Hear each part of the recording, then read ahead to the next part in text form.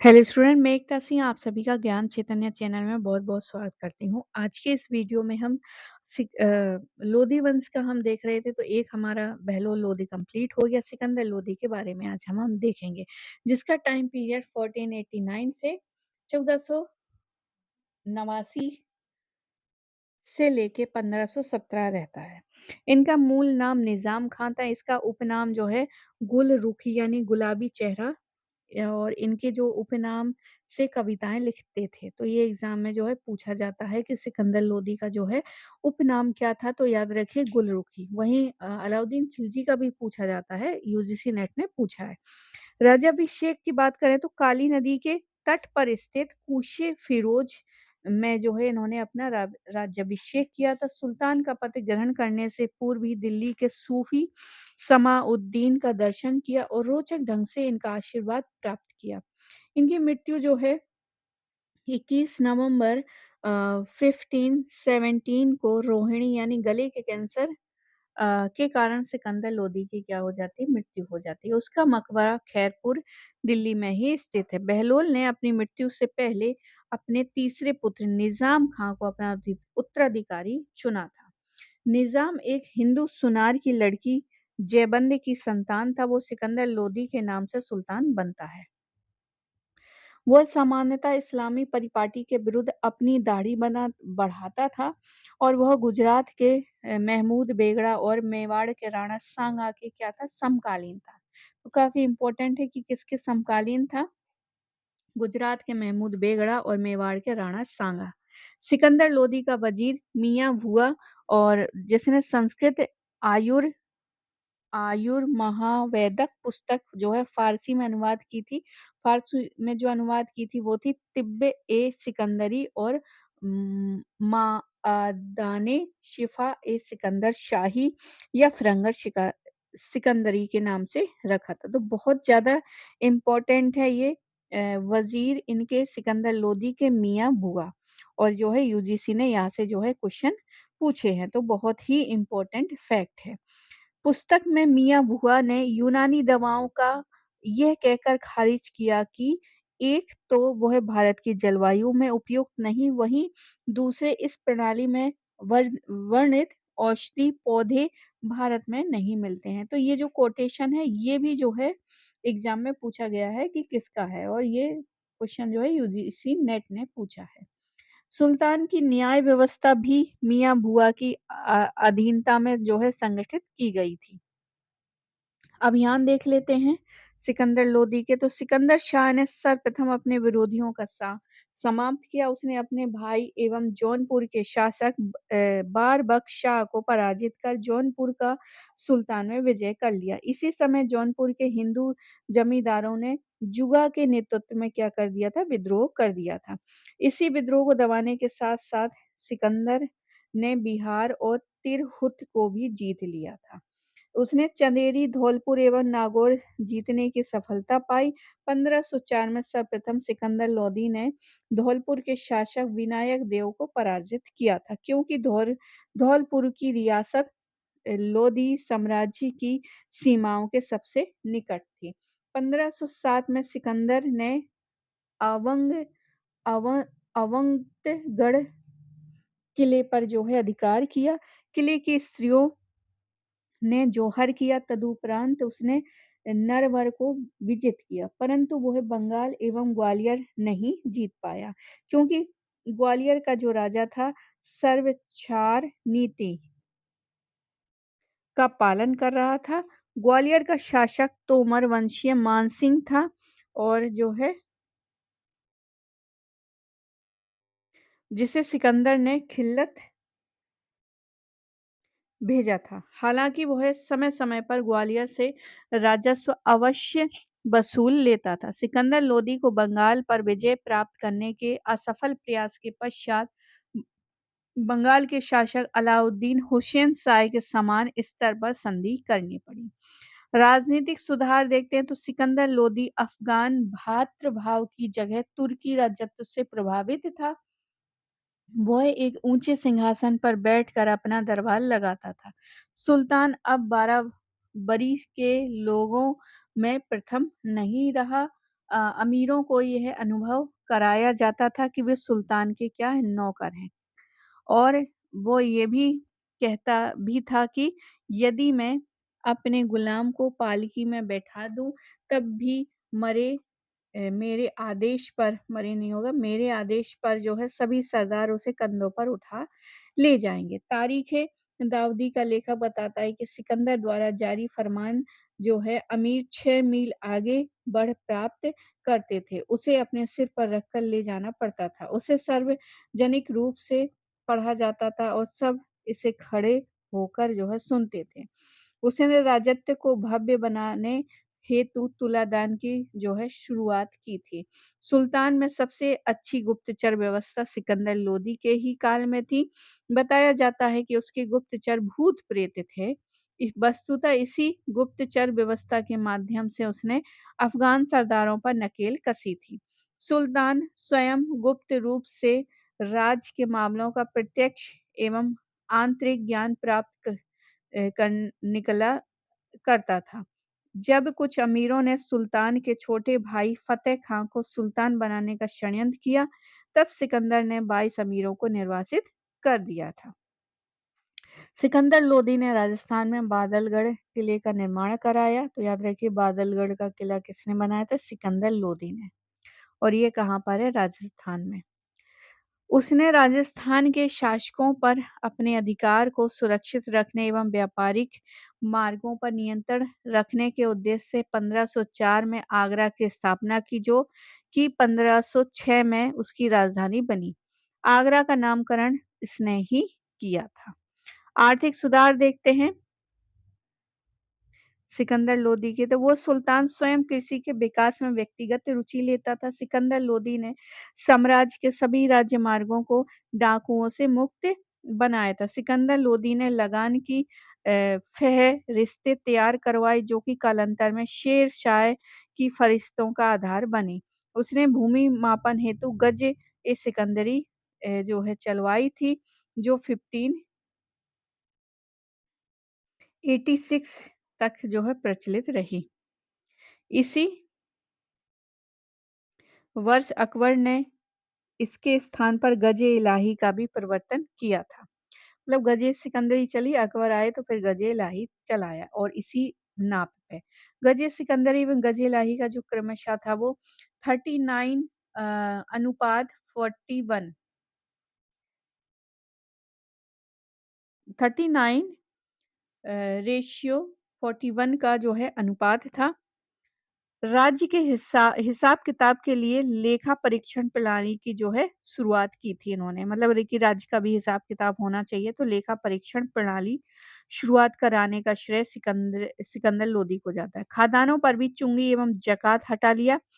सिकंदर लोदी ने तांबे का टंका चलाया था। धार्मिक नीति देखते हैं, सिकंदर लोदी धार्मिक दृष्टि से उदार नहीं था।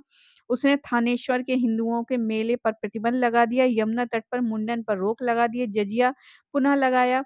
मुस्लिम नाइयों द्वारा हिंदुओं की बाल दाढ़ी काटने पर रोक लगा दी। एक बार सुल्तान स्वयं रोज़ा न रखने व दाढ़ी न बनवाने के पश्चाताप करने के लिए बहुत सा धन दान में दिया था।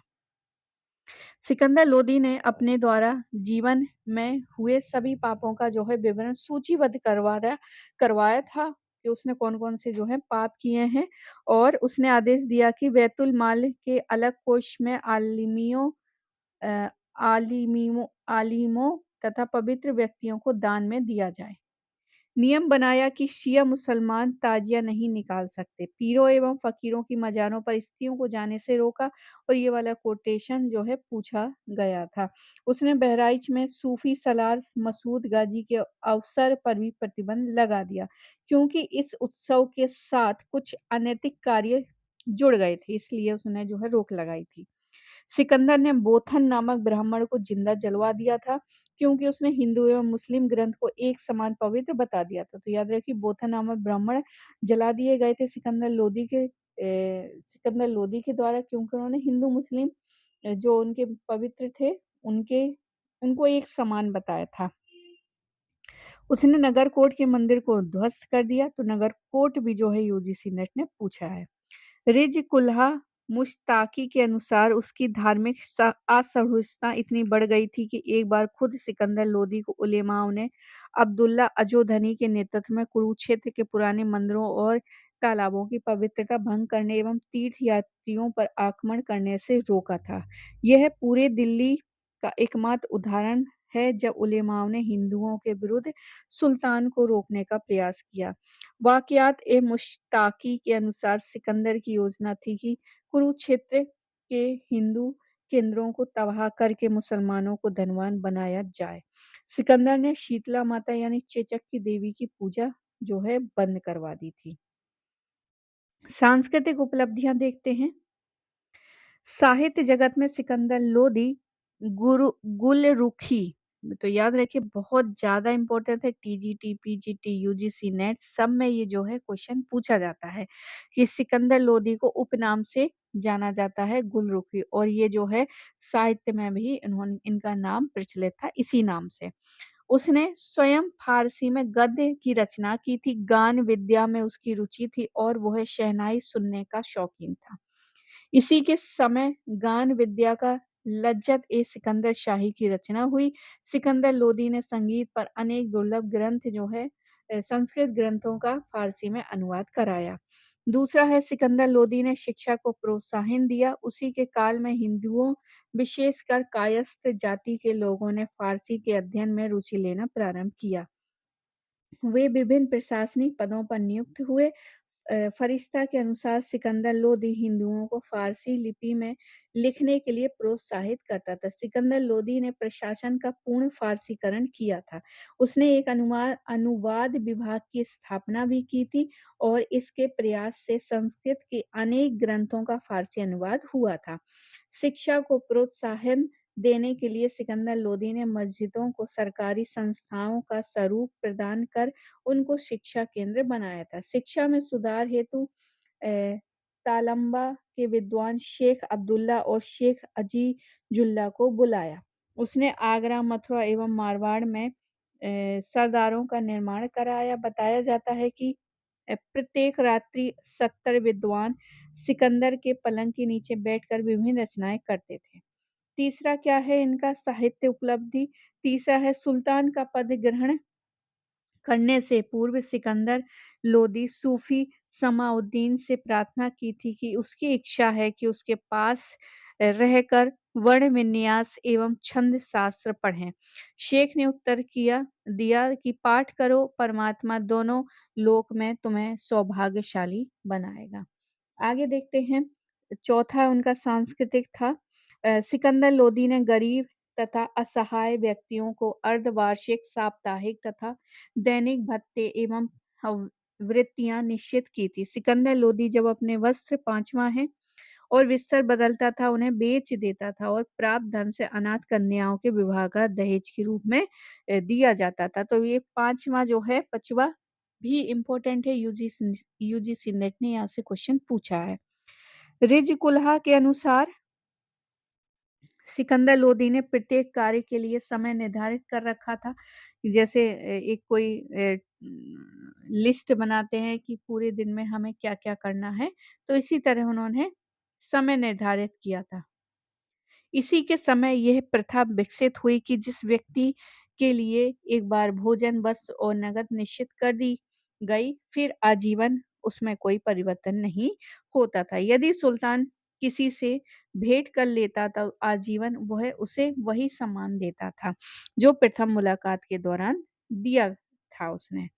उसके काल में जो अमीर जिस स्थान पर खड़ा होकर अभिवादन करता था, आजीवन उसी स्थान पर खड़ा होकर अभिवादन करता था और ये रुचिकुल के अनुसार था।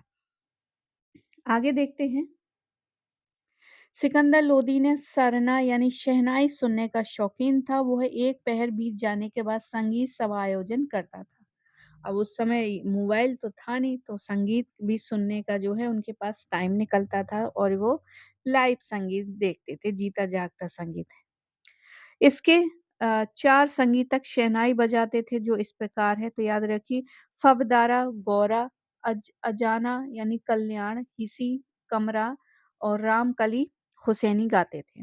उसने 1500 बहुत ज़्यादा इम्पोर्टेंट है और यहाँ से जो है यूजीसी पक्का जो है क्वेश्चन बनाएगा, क्योंकि सा जो सांस्कृतिक उससे है वो क्वेश्चन बनाता ही बनाता है, तो यहाँ जो है पक्का जो है बनाएगा। उसने 1500 दीनार में 4 दास संगीतज्ञों को खरीदा था जो कि चंग, कानून, तंबूरा और वीणा बजाने में निपुण थे।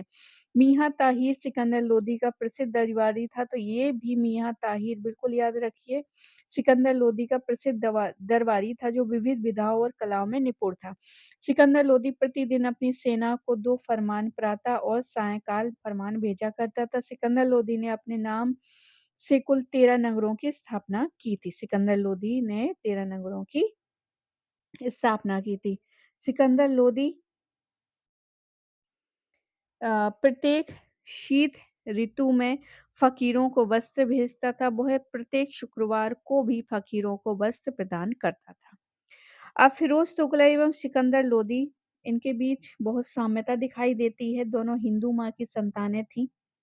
दोनों ने अपने राज्य को चरित इस्लामित घोषित किया था, मतलब इनकी तुलना हो रही है दोनों की। शरीयत को आधार बनाकर शासन किया। दोनों ने हिंदुओं का इस्लाम स्वीकार करने के लिए फुसलाया। दोनों धर्मंध सुल्तान थे। दोनों बंगाल विजित नहीं कर पाए। कितनी जो है समानताएँ हैं। दोनों ने नगरकोट के ज्वालामुखी मंदिर को ध्वस्त किया, उसको तहस-नहस किया। दोनों ने पीरों में फ़कीरों की मज़ारों पर और जो स्त्रियों जाती थी उस पर रोक लगाई। दोनों ने शिक्षा को प्रोत्साहित किया, अनुवाद विभाग की स्थापना की, आर्थिक सुधारों को किया और दोनों ने मुस्लिम विधवाओं की लड़कियों की शादी के लिए दहेज प्रबंध किया। परंतु एक चीज़ जो दोनों में विभेद करती है कि सिकंदर लोदी एक अच्छा और सफल सेना नायक था, जबकि फ़िरोज़ तुगलक नहीं था। अगला शासक देखते हैं लोदी वंश का, तो वो है इब्राहिम लोदी, जिसका समय 1517 से लेके 1526। इसके बाद इब्राहिम लोदी के बाद बाबर आ जाते हैं और फिर वहां से जो है मुगलों का जो है शासन चलता हमें देखने को मिलता है। तो इब्राहिम लोदी 2 बार राज्याभिषेक हुआ। वो अंतिम लोदी सुल्तान था। इब्राहिम लोदी आगरा में सुल्तान बना। उसी समय सरदारों का एक दल राज्य से विभाजन के पक्ष में था। असंतुष्ट सरदारों ने साम्राज्य का विभाजन कर दिया और इब्राहिम के छोटे भाई जलाल खां को जौनपुर की गद्दी पर बैठा दिया। परंतु इब्राहिम ने उनके प्रयत्न को निष्फल कर दिया। सर्वप्रथम उसी ने विक्रमादित्य से ग्वालियर जीतकर उसे दिल्ली सल्तनत में मिला लिया। उसने ग्वालियर विजय हेतु आज़म हुमायूं खां शेरवानी को भेजा। इब्राहिम ने तोमर राजा विक्रमादित्य के साथ बड़प्पन का व्यवहार किया और किला अपने हाथ में ले लिया। उसने विक्रमादित्य को शमशाबाद की जागीरें दे दी। उसने भी तुर्की राजत्व की अवधारणा को अपनाया और सार्वजनिक रूप से राजत्व के दैवीय अधिकारों के सिद्धांत की घोषणा की थी। इब्राहिम कहता है कि राजा का कोई सगा संबंधी नहीं होता है, तो बिल्कुल एकदम करेक्ट बात है। जब राजा बन जाता है उसका कोई सगा संबंधी नहीं होता, वो जनता के लिए ही बिल्कुल अर्पण हो जाता है। इब्राहिम लोदी अपना आरोपित भू राजस्व की दर जो है 1/4 थी। इसकी इब्राहिम दावा करता है कि जीवन पर्यंत के लिए आवश्यक वस्तुएं उसके राज्य में सबसे सस्ती थीं। अ, तारीख़-ए-दाऊदी के लेखक अब्दुल्ला के अनुसार सुल्तान इब्राहिम लोदी के समय वस्तुओं की कीमतें अलाउद्दीन के अंतिम दिनों को छोड़कर अन्य किसी भी सुल्तान के शासनकाल से सस्ती थी। अलाउद्दीन के शासनकाल में सस्तापन के कारण हजारों कठिनाइयाँ, दंड आदि जुड़ी थीं। इब्राहिम लोदी के काल का सस्तापन स्वर्ग से आया था। ये जो है कुछ कोटेशन है तारीख़-ए-दाऊदी के लेखक अब्दुल्ला का। इब्राहिम लोदी बाबर के साथ युद्ध करते हुए पानीपत में मारा गया। तारीख़-ए-जहानी यानी अफ़गानों का इतिहास के लेखक नियामत उल्लाह के अनुसार इब्राहिम लोदी युद्ध क्षेत्र में मरने वाला पहला दिल्ली सल्तनत का एकमात्र सुल्तान था। तो तारीख़-ए-खान-ए-जहानी के लेखक नियामत उल्लाह ये बताते हैं, यही पानीपत में बाबर ने ईंटों में निर्मित एक मकबरे का निर्माण कर उसमें इब्राहिम लोदी को दफनाया था।